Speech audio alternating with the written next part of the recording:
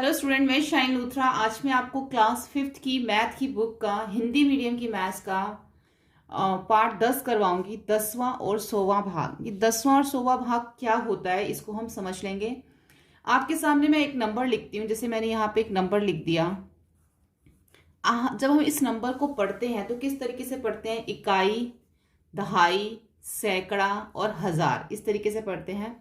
अगर मैं इसके ऊपर एक यहाँ पे दशमलव लगा दूं, दशमलव से पहले मैं दो संख्याएं और लिख दूं। यहाँ पे लिख दो, मैंने 5 लिख दिया, यहाँ पे 4 लिख दिया। तो अब हम इसको किस तरीके से पढ़ेंगे? ठीक है, जो दशमलव से पहले की जो संख्याएं होती है ना, उसको हम बोलते हैं 10वां, 100वां। अगर मैं एक संख्या और लिख दूं, और 1000वां भाग।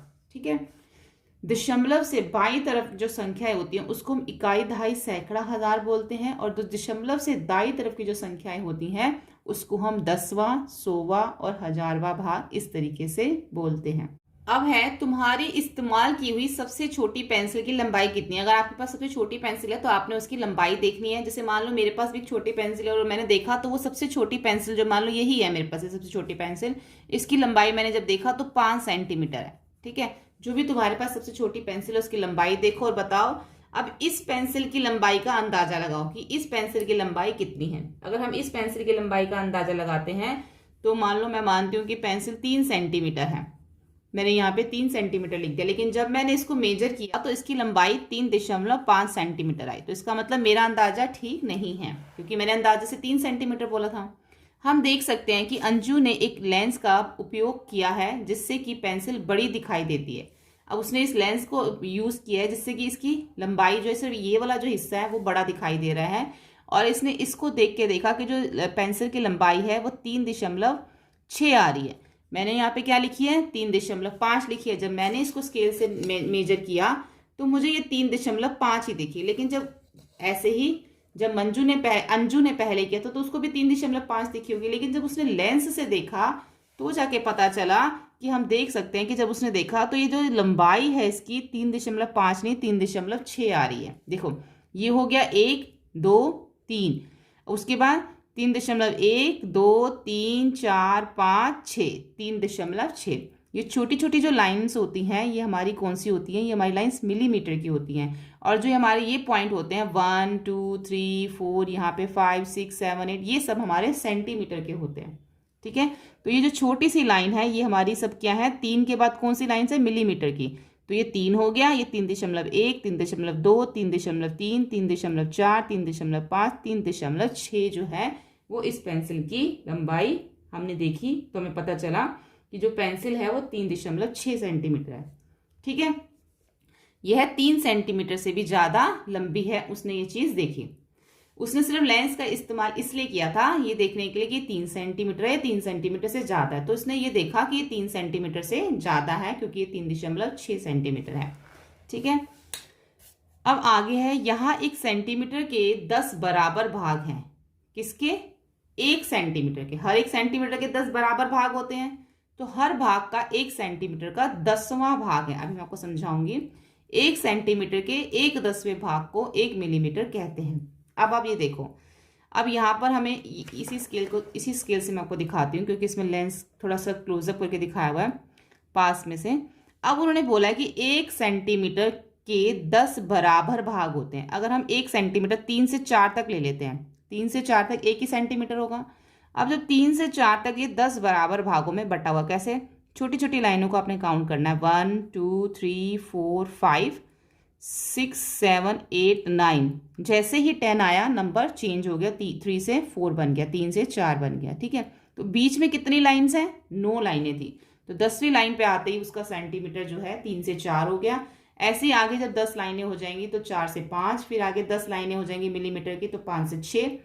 तो इसका कहने का मतलब ये है कि जो भी हमारा जो सेंटीमीटर होता है उसके बीच में जो है वो जो है 1 सेंटीमीटर 10 भागों में बटा होता है। ठीक है, यही बात इन्होंने हमें यहाँ बोली है। तो हर भाग का 1 सेंटीमीटर 10वां भाग है।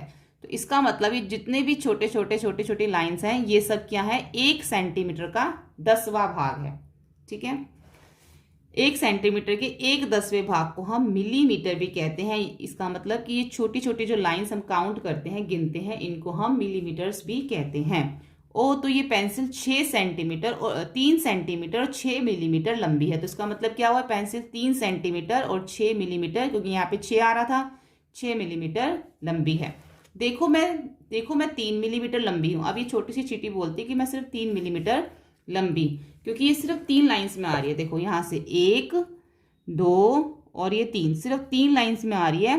तो ये लाइनें कौन सी हैं, मिलीमीटर्स की हैं। तो जैसे ये लाइनें 10 हो जाती हैं तो 1 सेंटीमीटर हो जाता है। तो इसका कहने का मतलब ये है कि 10 मिलीमीटर के अंदर 10 मिलीमीटर में 1 सेंटीमीटर होता है। 10 मिलीमीटर 1 सेंटीमीटर के बराबर है और 1 सेंटीमीटर 10 मिलीमीटर के बराबर है। ठीक है, देखो मैं 3 मिलीमीटर लंबी हूं, पर मैं बहुत लंबी हूं, ये कहती है, पर मैं बहुत लंबी हूं, 1 सेंटीमीटर के 7/10वें भाग के बराबर हूं या डैश मिलीमीटर हूं। 7/10वां भाग क्या होता है, 10वें का 7वां भाग। ठीक है, अब 1 से लेके 2 तक 10 भाग होते हैं, तो ये कौन सा भाग है, 7वां भाग है। 1 से लेके अगर हम 1 सेंटीमीटर देखें तो उसके 10 भाग होते हैं, तो 10 भाग टोटल होते हैं 1 से लेके 1 सेंटीमीटर में। तो ये तो 7वां भाग है, तो ये कितना मिलीमीटर हो गया, 7 मिलीमीटर। क्योंकि हम 7/10वें भाग को, अगर मैं यहाँ लिख दूं 6/10वां भाग, अगर मैं यहाँ पे 6/10वां भाग लिख दूं, यहाँ पे मैं या फिर मैं यहाँ पे 3/10वां भाग लिख दूं, तो इसका क्या मतलब है, 6/10वां भाग, यानी कि 10वें का 6वां भाग और 10वें का 3 भाग। तो यानी कि यहाँ पे ये 6 मिलीमीटर हो गया, ये 3 मिलीमीटर हो गया। यहाँ पे 10वें का 7वां भाग है तो 7 मिलीमीटर हो गया। ठीक है, क्योंकि ये सब क्या है, बीच में मिलीमीटर्स दे रखे हैं, और इसको हम भाग भी बोलते हैं कि 1 से लेके 1 सेंटीमीटर के अंदर कितने भाग होते हैं, 10 भाग होते हैं। 10 बराबर भागों में बटा होता है ना 1 सेंटीमीटर। देखो उन्होंने यहाँ पे पहले से बता दिया था कि 1 सेंटीमीटर 10 बराबर भाग हैं। ठीक है, 10 बराबर भाग है। 10 बराबर भाग का मतलब 1 सेंटीमीटर में 10 मिलीमीटर होते हैं। तो ये तो 7वां भाग है, तो 7वें भाग का मतलब हो गया 7 मिलीमीटर। ऐसे ही हम 1 सेंटीमीटर के 1/10वें भाग को 0.1 सेंटीमीटर भी कहते हैं। अब जैसे यहाँ पे 10वें का 7वां भाग था, तो इसको हम 0.7 सेंटीमीटर भी इस तरीके से लिख सकते हैं। अब ये 10वें का 1 भाग है, तो ये 0.1 सेंटीमीटर लिख दिया। देखो हम इसको कितने तरीके से लिख सकते हैं, हम इसको 7 मिलीमीटर लिखेंगे तो भी हमारा वही बात रहेगी। 0.7, यहाँ पे देखो 7 मिलीमीटर लिखा है, क्योंकि 1 सेंटीमीटर में 10 मिलीमीटर होते हैं, और 10वें का जो 7वां भाग होता है उसका मतलब 7 मिलीमीटर भी होता है और 0.7 सेंटीमीटर भी होता है। अगर आप मिलीमीटर में लिखोगे तो सिर्फ 7 लिखोगे मिलीमीटर। अगर आप सेंटीमीटर में लिखोगे इसी को तो आपको 0.7 सेंटीमीटर लिखना पड़ेगा। ठीक है, ऐसे ही यहाँ पे ये 10वें का 1 भाग है, तो इसको हम 0.1 सेंटीमीटर भी लिख सकते हैं, और इसको हम 1 मिलीमीटर भी लिख सकते हैं, वही बात है। और 10वें का 1 भाग भी लिख सकते हैं। 3 तरीके से हो गया ना, एक तरीका ये हो गया, दूसरा ये और तीसरा ये, और तीनों में जो है वो एक ही बात हो रही है। जैसे कि 10वें का 7वां भाग 7 मिलीमीटर और 0.7 सेंटीमीटर, तीनों जो है वो एक ही हैं।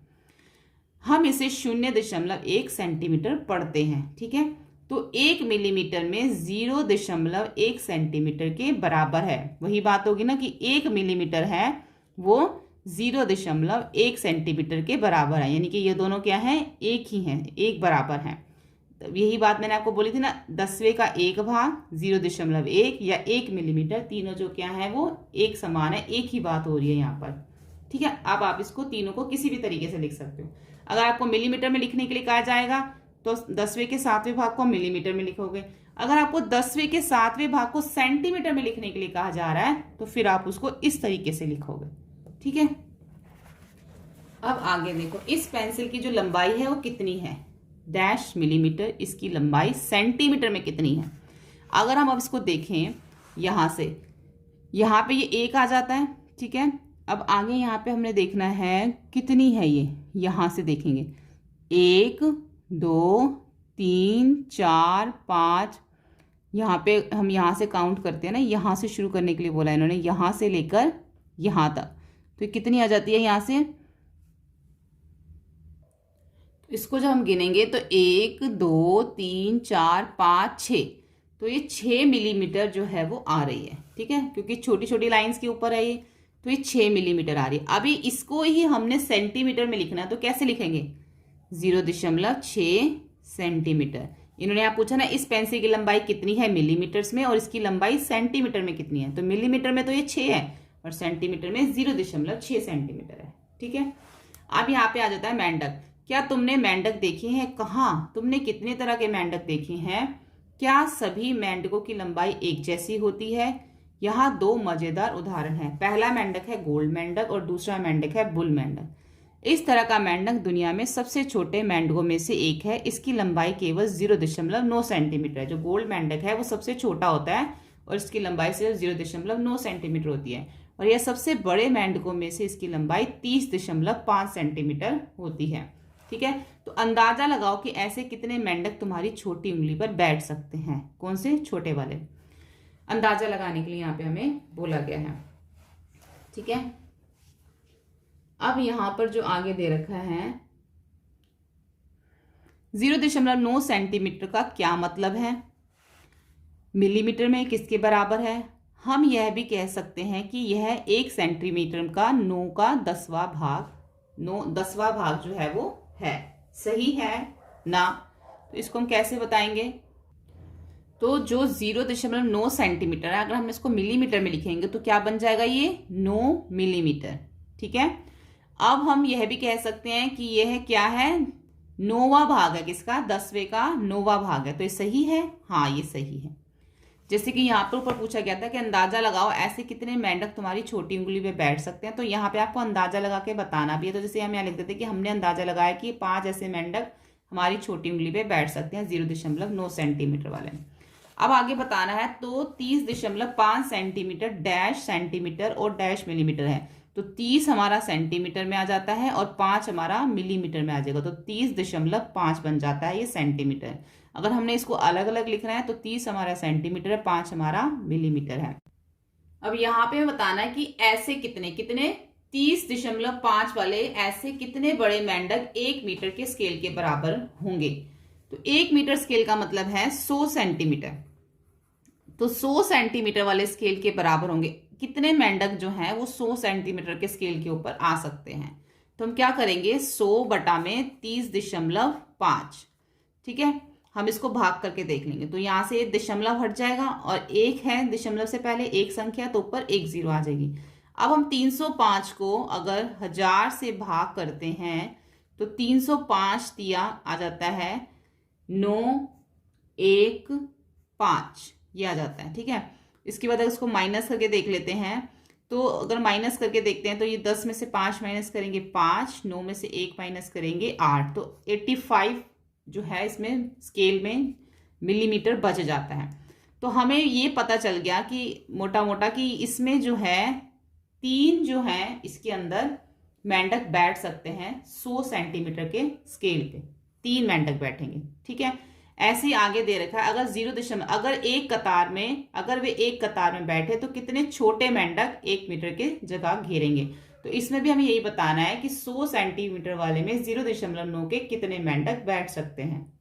तो इसको भी हम इसी तरीके से कर लेंगे। 0.9 है ना उनकी, जो उनका लेंथ है उनकी, तो ये 100 सेंटीमीटर, 1 मीटर मतलब क्या हो गया? 100 सेंटीमीटर। तो 100 बटा में 0.9, अब यहां से दशमलव हट जाएगा तो 0 लग जाएगी ऊपर। अब हम इन दोनों को भाग करके देखेंगे। अगर मैं यहाँ पे 9 को 1000 से भाग करती हूँ, 1000, ठीक है, 9 एकम 9 हो जाएगा पहले, फिर 10 में से 1 को घटाया तो ऊपर से उतारा 0, फिर 9 एकम 9 हो जाएगा, फिर 1, फिर ऊपर से हम उतारेंगे क्या? 0, तो क्या हो जाएगा? फिर 9 एकम 9 हो जाएगा। ठीक है, तो क्या बना? 111। तो 111 के लगभग जो है वो हमारे 100 मीटर के स्केल पे 0.9 वाले मेंढक बैठ सकते हैं यहाँ पे। तो हम यहाँ लिख देंगे 111 मेंढक जो है वो 100 सेंटीमीटर के यानी कि 1 मीटर के स्केल के ऊपर बैठ सकते हैं, 111 मेंढक। अब यहाँ पे देखो कील की लंबाई जो है वो 2 सेंटीमीटर है और डैश मिलीमीटर या डैश, अब यहाँ पे दिखा रखा है कि जो कील की लंबाई 2 सेंटीमीटर दिखा रखी है, आगे कितने मिलीमीटर हमें देखना है? 1 2 3 4 5 6 7 8 9, आगे जो है ये 9 मिलीमीटर, यानी कि 2 सेंटीमीटर और 9 मिलीमीटर, और इसको हम कैसे लिख सकते हैं, 2.9 सेंटीमीटर भी हम इसको लिख सकते हैं। ठीक है, 2 सेंटीमीटर 9 मिलीमीटर को हम 2.9 सेंटीमीटर एक साथ भी हम इसमें ऐसे लिख सकते हैं, जैसे कि हमने यहाँ पे 30.5 लिखा हुआ है, तो ये 30 सेंटीमीटर 5 मिलीमीटर है, लेकिन जब इसको हमने सेंटीमीटर में लिखा तो दोनों को हमने एक साथ लिख दिया दशमलव लगा के। ऐसे ही यहाँ पे 2 सेंटीमीटर 9 मिलीमीटर को दशमलव लगा के हम साथ में यहाँ लिखते हैं सेंटीमीटर में। अब आगे आ जाता है हमारा ये, आज हम इस वीडियो में इसी पेज तक करेंगे। अब हमारे पास आ जाता है इस भिंडी की लंबाई डैश सेंटीमीटर और डैश मिलीमीटर है, हम इसे डैश सेंटीमीटर भी लिख सकते हैं। अब इस भिंडी की लंबाई है कितनी है, पहले हमें देखनी पड़ेगी कि ये जो है कहाँ तक आ रही है। ये जो भिंडी है हमारी यहाँ तक आ रही है, यानी कि ये हमारा कितना हो जाता है, यहाँ से तो हमें ये पता चल रहा है कि 9 सेंटीमीटर तो है, लेकिन आगे कितने मिलीमीटर है कैसे पता चलेगा। ये देखो ये जो है ना यहाँ तक आ रही है, ये यहाँ तक, तो आगे कितने पॉइंट हो गए, 1 2 3 पॉइंट हो गए आगे, तो यानी कि 9 सेंटीमीटर तो है यहाँ से लेके 9 नहीं है ये, कि 8 है। देखो यहाँ से देखो, 1 से 2 कितने सेंटीमीटर हो गया, 1 सेंटीमीटर, फिर 2 से 3 भी 1 सेंटीमीटर, 3 से 4 भी 1 सेंटीमीटर, 4 से 5 1, 5 से 6 1, 6 से 7 1, 7 से 8 भी 1 सेंटीमीटर, 8 से 9 भी 1 सेंटीमीटर। क्योंकि ये जो भिंडी है ना यहाँ से स्टार्ट हो रही है, यहाँ से, अगर वो यहाँ से स्टार्ट होती तो हम कह देते कि 9 सेंटीमीटर है, लेकिन ये 1 से स्टार्ट हो रही है, तो इन सबके बीच में 1 1 सेंटीमीटर है, तो 1 2 3 4 5 6 7 8 दशमलव आगे हमने 3 मिलीमीटर काउंट किए थे, तो ये जो भिंडी है 8 सेंटीमीटर और 3 मिलीमीटर जो है वो लंबी है। हम इसे सेंटीमीटर में कैसे लिख सकते हैं, 8.3 सेंटीमीटर भी हम इसे लिख सकते हैं। इस पन्ने पर दिए गए स्केल के सहारे मोमबत्ती 1 2 और 3 की जो लंबाई है अंतर पता करो। अब हमें इन तीनों मोमबत्तियों की जो लंबाई है वो पता करनी है। तो जब हम इन मोमबत्तियों को स्केल से नापते हैं एक एक करके, तो इनकी जो लंबाई आती है वो हम यहाँ लिखते जाएंगे। तो पहले जो हमने यहाँ पे जो पहली मोमबत्ती है इसकी जो लंबाई है सेंटीमीटर और मिलीमीटर में, तो ये 2 सेंट, अगर हम इसको नापे तो ये 2 सेंटीमीटर और 9 मिलीमीटर जो है ये आती है। ठीक है, अगर हमने इसको सेंटीमीटर में लिखना है तो 2.9 सेंटीमीटर लिखेंगे, और जो इसकी लो है ऊपर जो ये लो जल रही है ये हमारी 1 सेंटीमीटर और 3 मिलीमीटर के बराबर आती है। इसको हम सेंटीमीटर में लिखेंगे तो 1.3 सेंटीमीटर बनेगा। ऐसे ही मोमबत्ती 2 की जो लंबाई है वो 4 सेंटीमीटर और 9 मिलीमीटर के बराबर है। सेंटीमीटर में लिखेंगे तो इसको ये हमारा बनेगा 4.9 सेंटीमीटर। लो जो है इसकी वो 1 सेंटीमीटर और 6 मिलीमीटर के बराबर है। अगर इसको हम सेंटीमीटर में लिखेंगे तो 1.6 सेंटीमीटर बनेगा। ऐसे ही मोमबत्ती 3 में भी 6 सेंटीमीटर इसकी लंबाई है और 0 मिलीमीटर। अगर हम इसको पूरा देखें ना तो ये पूरी की पूरी 6 सेंटीमीटर आती है। यहाँ पे ये देखो, ये पूरी की पूरी 6 सेंटीमीटर आती है, तो इसको हम सिर्फ 6 सेंटीमीटर ही लिखेंगे। जो इसकी लो है वो 1 सेंटीमीटर और 5 मिलीमीटर के बराबर है। इसको हम लिखेंगे 1.5 सेंटीमीटर। ठीक है, अंदाजा लगाओ, रंग भरो। अब 1 सेंटीमीटर की छोटी डंडिया, इसके अंदर जो 1 सेंटीमीटर की छोटी होंगी ना, आप यहाँ से इसको नाप लो, जैसे कि ये 1 सेंटीमीटर से छोटी है। अब जितनी भी 1 सेंटीमीटर से छोटी होंगी उन सब में आपने लाल रंग भरना है। जो 1 सेंटीमीटर से 2 सेंटीमीटर के बीच की डंडियां होंगी उनके अंदर आपने नीला रंग भरना है, और जो 2 से 3 सेंटीमीटर के बीच की होंगी उसमें हरा, और जो 3 से 4 सेंटीमीटर के बीच की होंगी उसमें नारंगी रंग भरना है। ये आप स्केल से खुद भी नाप सकते हो और नाप के इनके अंदर रंग भर सकते हो। तो आज हम करेंगे पेज नंबर 136 तक, 136 पेज तक। आगे की वीडियो में हम इसके आगे के पेजेस करेंगे। सभी वीडियो चैनल की प्लेलिस्ट में जाके देख सकते हैं। वीडियो हेल्पफुल लगे तो प्लीज लाइक शेयर सब्सक्राइब करें। Thank you.